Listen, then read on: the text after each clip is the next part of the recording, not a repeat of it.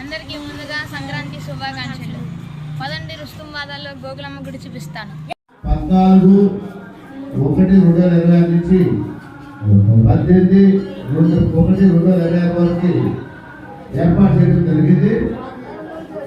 రెండవ రోజు మరి పోటీలు ప్రారంభించబడుతున్నాయి. ఈ ఉమెన్ సెక్షన్ ఇది మా రుస్తుంబాద కబడ్డీ పోటీలు. ఇక్కడ ప్లేయర్స్ అసలు జమ్మూ కాశ్మీర్, ఢిల్లీ నుంచి ఎక్కడి నుంచో వస్తారు మన ఆటకి.